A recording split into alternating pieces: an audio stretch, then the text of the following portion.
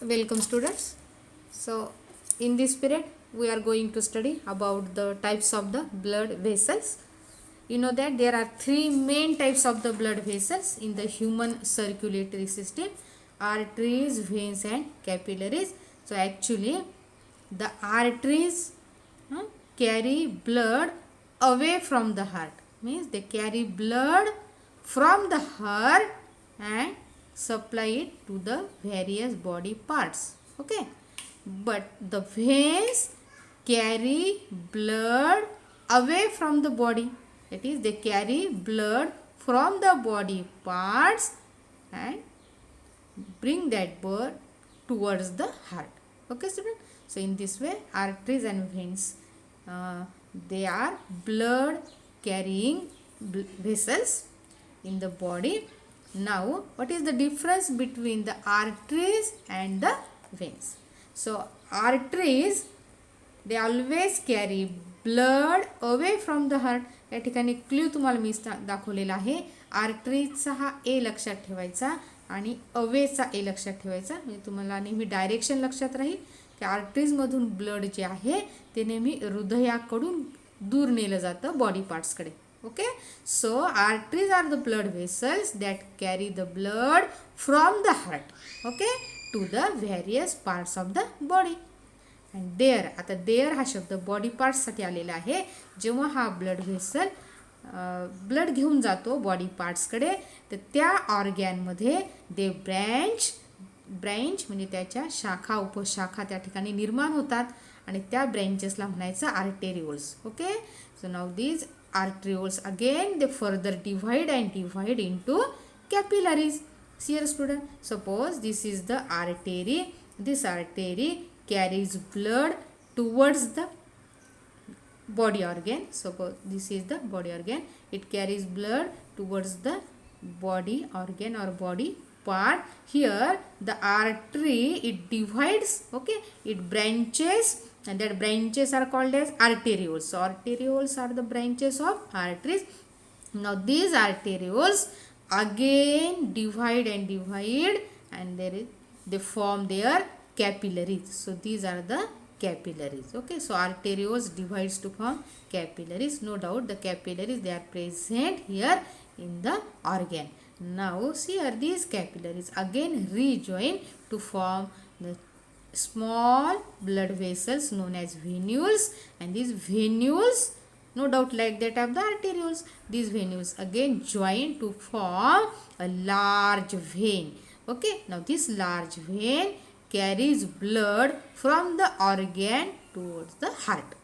Okay students, so this is about the arteries and veins and the capillaries. Now we will see in detail about the arteries. So arteries always carry oxygenated blood to all the parts of the body. Know that arteries, no doubt, they take oxygenated blood from the left ventricle of the heart and supply it to the all parts of the body except one, and that is the pulmonary artery. We have studied in the chapter respiration that the pulmonary artery actually it carries deoxygenated blood from the right ventricle to the lungs. हा एक अपवाद आहे. Pulmonary artery जी अशुद्ध रक्त वाहून नेते, बाकी सगळ्या आर्टरीजमध्ये शुद्ध रक्त किंवा ज्याला आपण म्हणतो ऑक्सिजनेटेड ब्लड हे वाहून नेलं जातं. Okay, now next, arteries are deeply situated in the body. त्यांचं लोकेशन कसं आहे, थोडं खोलवर आहे, शरीरामध्ये खोलवर अशी त्यांचं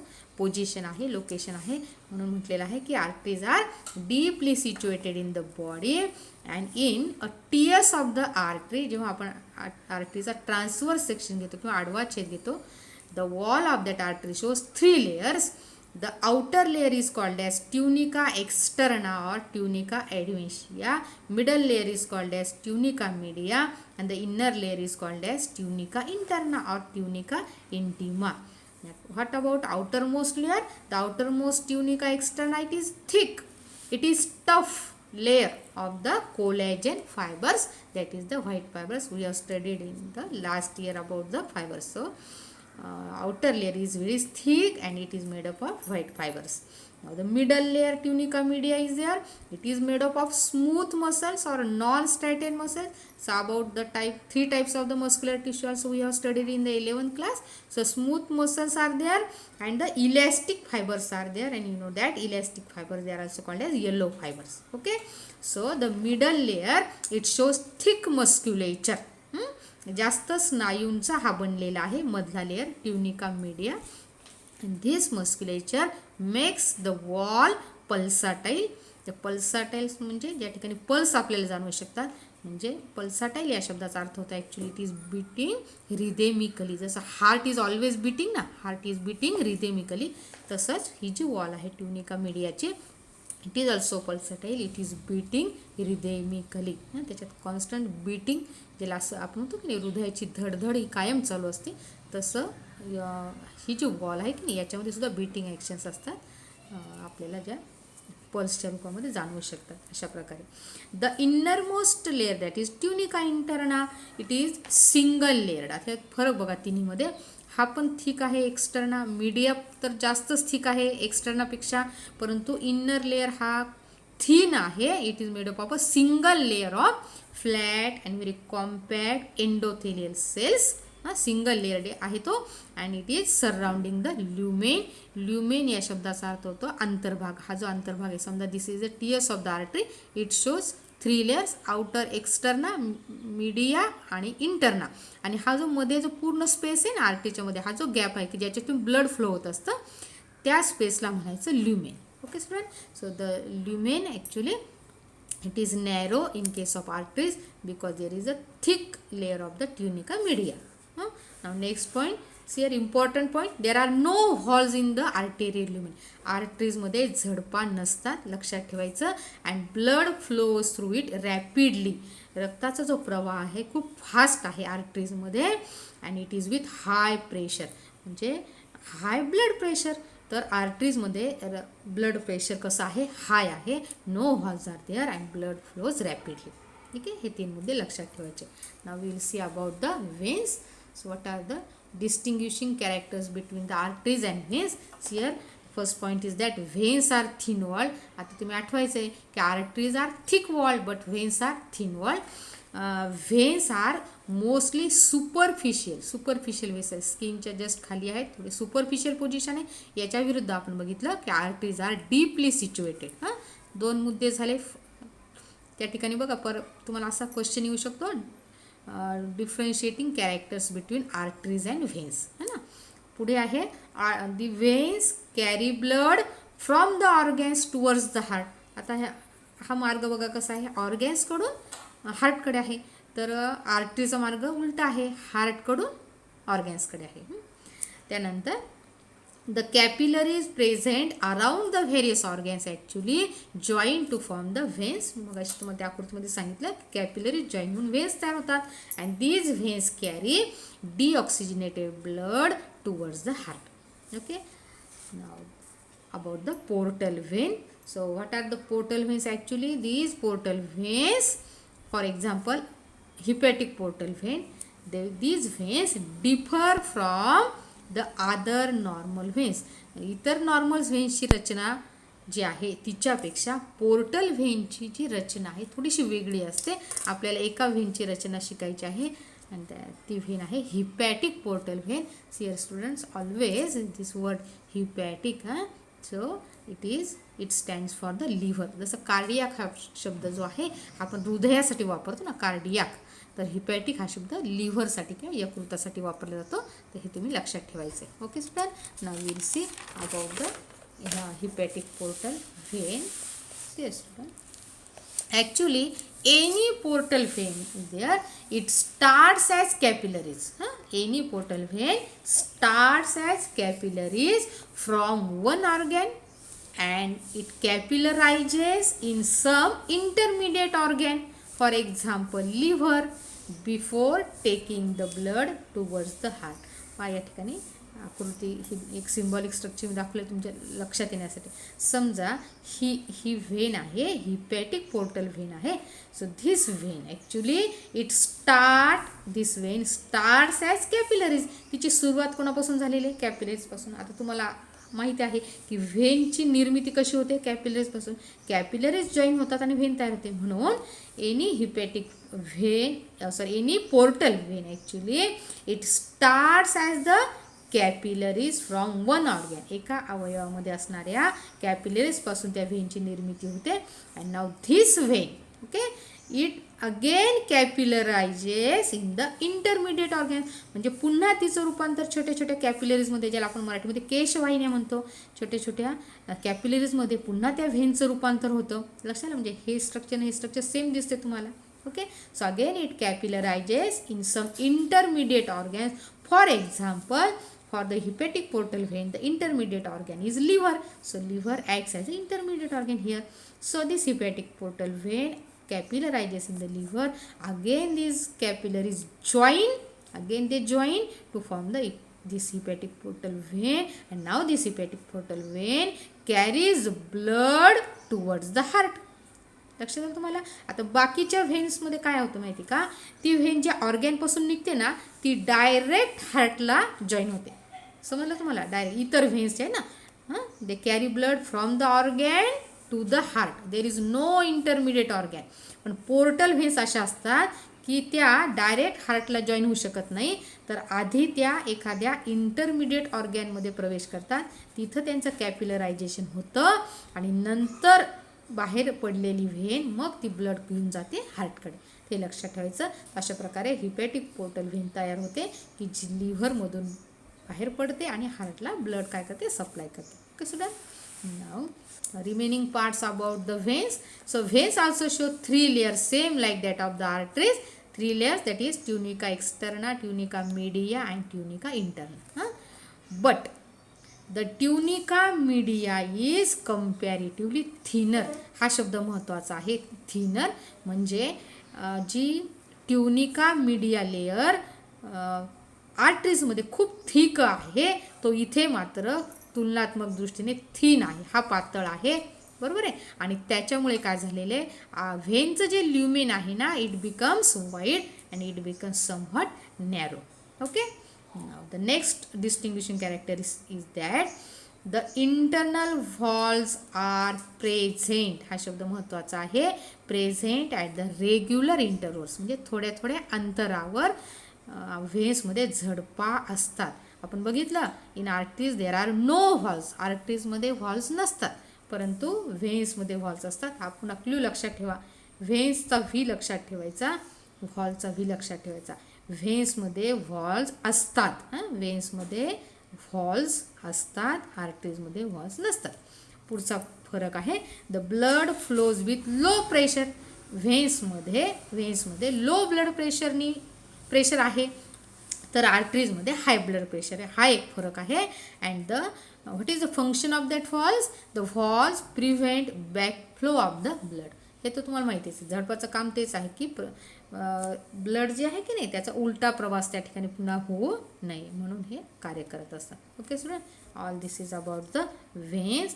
नाव the next one that is the third type of the blood vessels known as capillaries. Students, the capillaries actually it is a network. त्याची जाळी असते कॅपिलरीची. It is a network of minute blood vessels. Minute म्हणजे सूक्ष्म अशा रक्तवाहिन्यांचं ते जाळं आहे. They are thin wall. त्याची भिंत खूपच पातळ आहे. They are having a single layer of flat squamous epithelium. म्हणजे कॅपिलरीज या 3 वॉलच्या नाही, जसं आपण आर्टरीज आणि व्हेन बघितले 3 लेअरच्या आहेत, परंतु कॅपिलरीमध्ये एकच लेअर आहे. They R single layer. आणि हा जो बेसमेंट मेम्ब्रेन आहे आणि बेसमेंट मेम्ब्रेनवर एकच लेअर असतो, एकच स्तर आहे स्क्वॅमस इपिथेलियमचा. Okay student. म्हणून त्यांना म्हटलेलं आहे they are thin walled. They are involved in the exchange of material. आता यांची भिंत खूप पातळ आहे म्हणून याच्या थ्रू बाहेरचं मटेरियल आतमध्ये येऊ शकतं किंवा आतलं मटेरियल बाहेर जाऊ शकतं. तुम्हाला माहिती आहे की ब्लड आणि सेल यांच्यामध्ये जे आदान प्रदान होत असतं ना पदार्थांचं, म्हणजे रक्तामध्ये असलेले घटक पेशीमध्ये जातात, पेशीमध्ये असलेले घटक रक्तामध्ये येतात. तर तो जो एक्सचेंज आहे हा कोणत्या ठिकाणी होत असतो, तर कॅपिलरीजमध्ये होत असतो. आलं लक्षात. So the wall of the capillaries actually it is formed of the single layer of squamous epithelium. Now the blood flows through the capillaries under high pressure. बघा आता जसं आर्टरीजमध्ये हाय प्रेशर आहे ना ब्लड प्रेशर, तसं कॅपिलरीजमध्ये सुद्धा high pressure आहे, लक्षात ठेवा. फक्त व्हेनमध्ये लो ब्लड प्रेशर आहे. Wall of the capillaries bear small pores, छोटे छोटे त्या ठिकाणी होल्स असतात, छिद्र असतात कॅपिलरीच्या भिंतीमध्ये, थोडीशी पोरस आहे कॅपिलरीची wall, through which the blood cells, for example WBC white blood cells आहेत, दे कॅन एस्केप. एस्केप म्हणजे त्यांची सुटका होते, म्हणजे ते बाहेर येऊ शकतात त्या भिंतीमधून, by the process called as diapedesis. So what is diapedesis? यावर्षी हा बोर्ड एक्झामला क्वेश्चन आला होता बघा. What is diapedesis? So diapetes is nothing but it is the escape of the WBC from the pores present in the walls of the capillary. Okay, so now here suppose this is the wall of the capillaries which is porous, and such type of the amoeboids WBC present in the blood, they can escape. ते बाहेर येऊ शकतात इथून. Now what about the pulse? तुम्हाला माहिती pulse जे आहेत आयुर्वेदिक doctor जे ना पल्स चेक करतात, तुम्ही पाहिलं जसं हार्ट बिटिंग जी आहे ती स्टेथोस्कोपने बघितली जाते, तसे पल्स जे आहेत ते या ठिकाणी पल्स फील केले जातात बोटांच्या साहाय्याने. पल्स रेट आणि ॲक्च्युली हार्ट रेट हा सेम असतो. आपल्याला बघायचं आहे actually what is a pulse, है ना. So pulse is nothing but it is a series of pressure waves, है ना, series of pressure waves that travels, series of pressure wave that travels through the arteries, okay, due to the ventricular systole. व्हेंट्रिकल्स आहे right आणि left ventricle जेव्हा आकुंचन पावतात, त्यांच्यामध्ये जेव्हा systole होतो तेव्हा त्यांचं आकुंचन होतं. तुम्हाला माहिती आहे राईट व्हेंट्रिकलचं आकुंचन होतं तेव्हा पल्मोनरी ट्रंकमध्ये डिऑक्सिनेटेड ब्लड प्रवेश करतं, आणि जेव्हा लेफ्ट व्हेंट्रिकलचं सिस्टोल होतं त्यावेळेस oxygenated blood it is pumped into the aorta, है ना. तर त्यावेळेस जो सेरीज ऑफ प्रेशर वेव्ह तयार होतात आर्टरीजमध्ये त्यालाच म्हणायचं pulse. Okay, now the pulse actually it is strongest in the arteries. It is strongest in the arteries closer to the heart, है ना. आता बघा ज्या आर्टरीज क्लोज आहेत हार्टच्या, म्हणजे हार्टच्या जवळ आहेत, त्या ठिकाणी स्ट्रॉंग पल्स जे आहेत ते आपल्याला बघायला मिळतात, आणि gradually the pulse they become weak in the arteries away from the heart. जसं जसं हृदयापासून ते आर्टरी दूर जाते तसं तसं जो पल्स आहे ते काय होत चालतात, वीक होत चालतात. लक्षात आलं. Now it can be failed easily in the superficial arteries, ज्या त्वचेच्या जस्ट खालच्या बाजूला आहेत त्या आर्टरीजमध्ये आपल्याला पल्स ज्या आहेत त्या लवकर जाणवतात.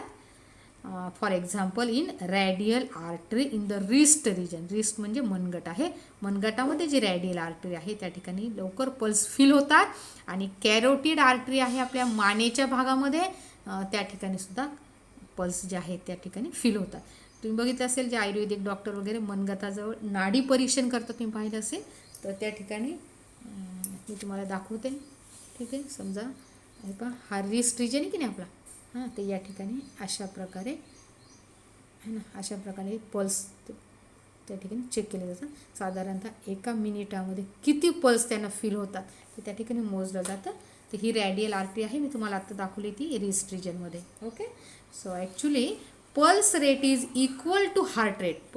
आता हार्ट रेट आपण मागच्या पिरियडमध्ये शिकलो. हार्ट रेट काय आहे, 72 हार्टबीट पर मिनिट. एका मिनिटाला हार्टबीट किती आहेत, 72. तर पल्स रेट पण तसंच आहे, साधारण एका मिनिटामध्ये 72 वेळेस आपल्याला हा पल्स रेट जो आहे तो त्या ठिकाणी अनुभवायला मिळतो किंवा त्याचं फिलिंग जाणवतं. तर pulse rate higher than normal. आता हा नॉर्मल झाला की नाही, 72 पल्स रेट असणे हे नॉर्मल आहे, परंतु त्याच्यापेक्षा जास्त वेळेस जर पल्स रेट आपल्याला जाणवला, for example 100 beats per minute, है ना. आता बीट्स म्हणजे ठोके असा अर्थ घ्यायचा, बरोबर आहे. समजा पल्स मोजताना एका मिनिटाला 100 ठोके जर जाणवले आपल्याला, म्हणजे 72 पेक्षा नक्कीच जास्त झाला हा ना रेट. तर हा जो पल्स रेट आहे याला म्हणायचं tachycardia. Okay, so what is tachycardia? Higher pulse rate, higher than the normal. Higher pulse rate is called as tachycardia. आणि याच्या विरुद्ध जर पल्स रेट स्लोअर आपल्याला जाणवला, स्लोअर दॅन नॉर्मल, 72 पेक्षा कमी वेळेस जर पल्स रेट जाणवला तर त्याला म्हणतात bradycardia. Okay, so bradycardia is slow pulse rate. For example below 60, 72 तर नाहीच आहे पण 60पेक्षाही खाली पल्स रेट जाणवला एका मिनिटामध्ये तर त्याला म्हणतात slower pulse rate. Okay student, so all this is about the types of the blood vessels and the pulse. Okay student, in the next period we will study about the blood pressure. Okay, till then goodbye.